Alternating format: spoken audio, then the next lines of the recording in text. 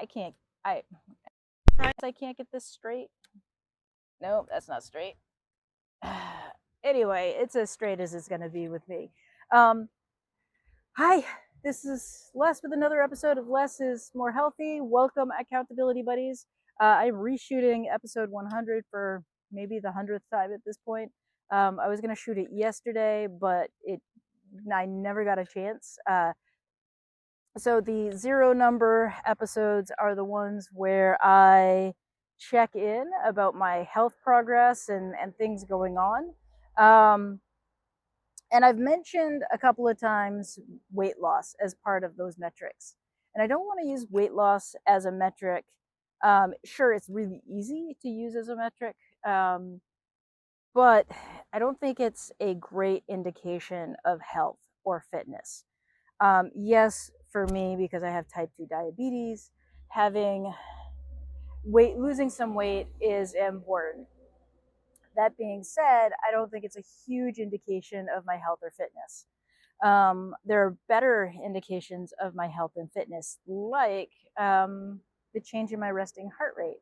So one of the things that I've noticed that's happened as I've increased my mileage on the bike, increased my time on the bike, is that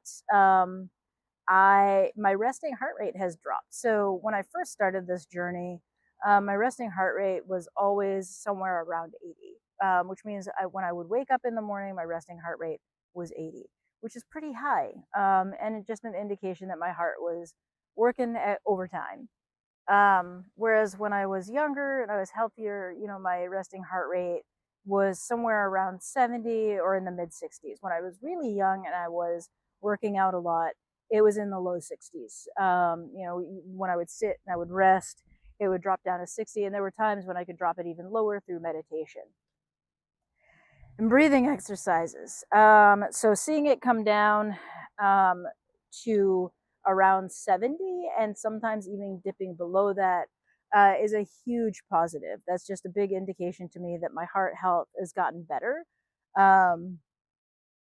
And that's to me a huge indication that I'm getting healthier. The other indication is that my blood sugar numbers are consistently lower, between 100 and 125, which I know isn't perfect. We're looking for those to get down between 80 and 100 on a regular basis. But it's getting there. Slow and steady progress. Another indication of sort of fitness and health and all of that is that so when I first started this journey, I had purchased some women's extra large cycling shorts, and so these are the cycling shorts that you wear when you're on the bike, that have a padding. And of course, the minute I hit record, a bus drives by and Harleys. Gotta love it. But so I bought those cycling shorts, and now they're all a little too loose. It's the same as like the underwear that I had purchased before I started the journey. All of a sudden, a couple months into this, they were all falling off. So I bought new underwear, and now those are a little loose. So all of this, like, my physical body is changing, but I'm not losing that much weight. I can see the changes in my body, but the scale isn't representing those changes, which is a little frustrating to know that, yeah, things are changing, but it's not showing up on the scale, which is why, like, I try not to let the scale be an indication of my health and wellness. So, yeah, a little frustrated with that, but also knowing that, I know I'm building muscle. I can feel the changes in my muscles as well. My arms a little more muscular, my stomach's a little more muscular, and my thighs and my calves are way more muscular. And that's, from riding the bike a lot. So yeah, that's kind of like the physical stuff and the health stuff, in terms of like checking in on that. Um, Yesterday I rode to work. It took about the same amount of time, for the same about the same mileage. I did go directly to work using a different route, which is much faster. Um, I didn't take my moving time was the same, um, but also my overall elapsed time was shorter, and that's because I don't have to take as many breaks when I'm riding. I don't have to stop every 3 miles, drink some water, have an electrolyte drink. I'm able to go, you know, 10 miles before I stop and actually when I was stopping this time I could have kept going, but I had to check the GPS. I had to check the map to figure out where I was going on after I got off the rail trail, and then I had to check the map a couple of times to see where I needed to get back onto the rail trail. So that was all pretty good. So I'm pretty happy with the fact that I have cut at least a half hour, if not 45 minutes, off my elapsed time for my commute to work. I'm thinking I'm going to get that time down even more, and I think that's another indication of the health and fitness is that um, I am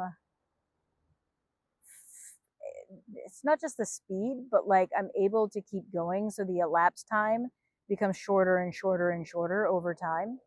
I also got some really good news about work, which I can't share yet, but that's something that will definitely, I think I'll be able to share it in August or September. Um, so I'm excited about that. Some really good stuff going on all around. And yeah, um, I think overall I'm just feeling healthier. I'm feeling fitter. Um, I think another thing, and I keep talking about this about the deflated balloon feeling of losing weight, um, and that is, I think, the hardest thing with getting healthier and fitter. I'm glad that the exercise that I've chosen is cycling because cycling shorts act like Spanx.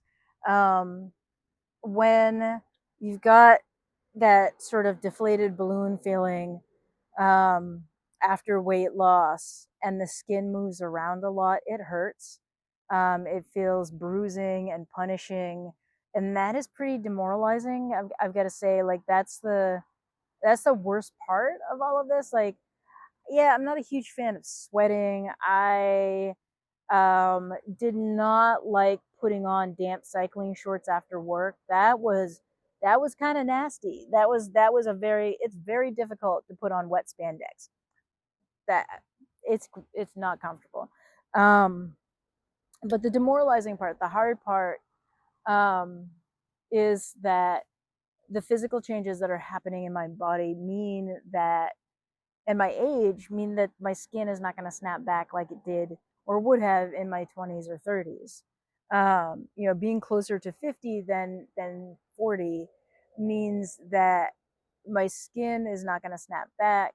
Things aren't going to go back to their perky younger shape, and um, that's uncomfortable. That is an uncomfortable feeling.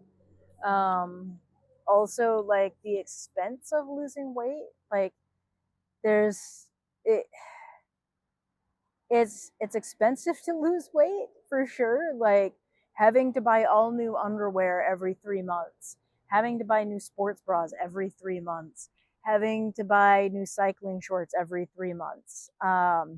That's expensive, which is why I'm focusing on buying stuff from Walmart, the thrift stores, and AliExpress, because I can't afford to every time my body changes sizes to um, go and spend $60, $70, $80. Cycling shorts can range from like the El Cheapos I bought at $20 to hundreds of you can spend hundreds of dollars on cycling shorts, which seems insane to me. But a lot of people do it. But um, and then the further question is, do I actually need them, or could I put a gel saddle on? That's a whole other question. But like, who can afford to like buy all new clothes every 3 months? I can't. I simply can't. It also feels incredibly wasteful. I'm against fast fashion. I've always had to tailor my own clothes because I'm a short round person. um but like, I also don't want to put in the effort of tailoring clothes I'm only going to wear for 3 months. Um, so I, yeah, it's just, it's expensive to lose weight. It's uncomfortable to lose weight. Um, and conversely, it's also really nice to lose weight. I'm not complaining about the weight loss itself. I'm complaining about the expense of it. Yeah, I don't know. It's there's a whole lot going on in my head right now about the whole weight loss thing and the frustration and changes in my body. Um, but I'm also excited about it. I'm also really happy about it that um, I am able to do this. I'm able to, spend time out on my bike and get healthier so that my life and quality of life is longer. Because I do believe that my doctor was right when she was telling me that if I didn't make changes in my life, my quality of life as I got older was going to be reduced and uncomfortable. So I'm happy to start getting healthier and taking better care of myself, even with the frustrations and the discomfort of weight loss. I think in the end, the long run, it's going to be worth it. Um, and I'm happy with that. Uh, so let's talk about. I typically make these episodes a little longer. Talk about some changes that I've made on the bike, and some changes I think I need to make on the bike. Um, First off, I switched out the Schwinn unbranded Schwinn tires that were on here. They were packaged as Schwinn tires, but made for them by a company called Innova. Good tires, but slow rolling with a lot of rolling resistance, and very, very thick, stiff sidewalls that were a bear to get on and off the bike. Um, so just really difficult to get on and off the bike, but also not only do they have a lot of rolling resistance, but the tires themselves weren't very, I'll use the pathless pedal wording for it, supple. The sidewalls were so stiff that they didn't give a lot, even when they were at a lower pressure. So I ordered another one of the Surface drifter tires that came on this bike. So I did get another one of those.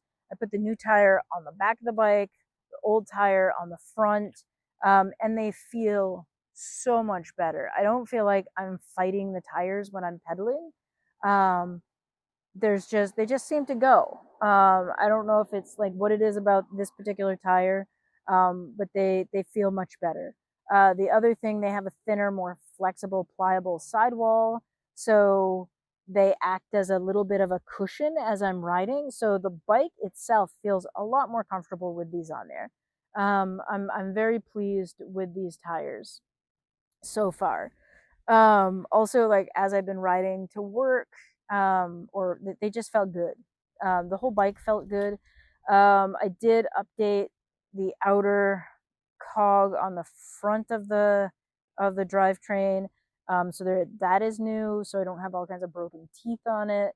I was not able to change the middle cog because the that also connects and spaces the last cog. So I might purchase a new, very, very inner cog. Um, but right now I'm only using the outer two chain rings. So I might look at getting an even bigger outer chain ring, like going to a 50 tooth for like downhills and things, and then using the current 42 tooth as the third chain ring, and then the final, I think it's a, what is that? 32 as the last chain ring, because I don't really use that last ring much at all. The shifting is still pretty rough. It's hard to get it dialed in. I don't know if it's like what it is about this particular mechanism, but it's just rough. It's just a rough mechanism. My new saddlebag, my pannier, for the back. I gotta do a full review on that, but I so far so good. I like it. It's not the most sturdy of pannier, but it's doing pretty well. Um, I did make a mistake and add some Velcro to it, and the Velcro glue interacted with the vinyl and has just turned into a gooey mess.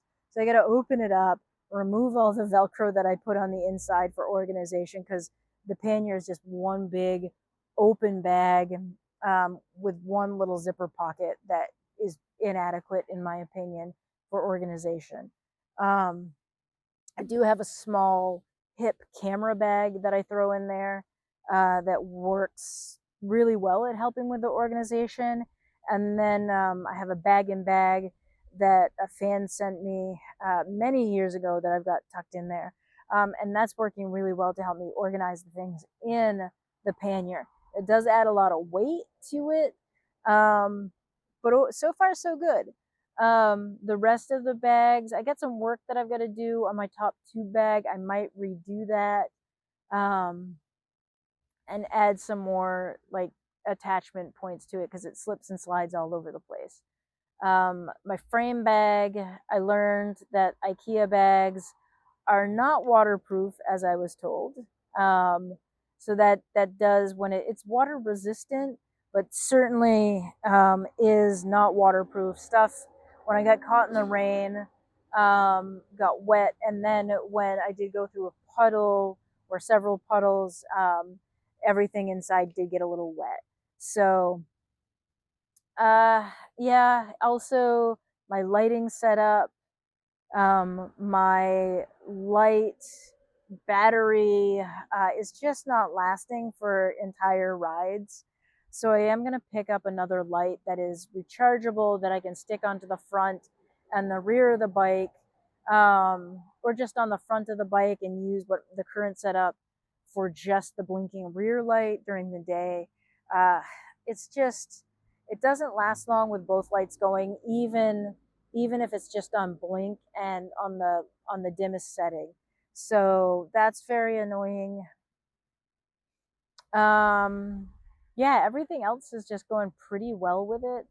I do need to pick up a new stem because this one keeps loosening up. I don't know what it is about it, but it loosens up, and then I realize the bike feels unsteady. And then I can move the handlebar independently of the tire. So that can be super dangerous. I did put some Loctite on it to see if that's going to help. Um, but that was very surprising when I was like, oh, I don't, I don't, it's loose again. So I think I've got it tight this time. I'm definitely worried those bolts are just going to strip out of that aluminum, but I guess we'll see what happens with it and we'll go from there. So that's episode 100, and feels like a huge accomplishment to have gotten to episode 100. I think I mentioned in 99 that I'm struggling with my new schedule and getting back into a workflow when it comes to both riding the bike, exercise, and walking in the morning, and getting these episodes produced. My work schedule has changed, and that has just thrown me off immensely from being able to get my outside work done. So with that, I thank you for being here. I thank you for the support. I thank you for watching 100 episodes if you've watched 100 episodes. And I'm going to get back on the bike and continue my ride. So thanks, and I'll see you next time.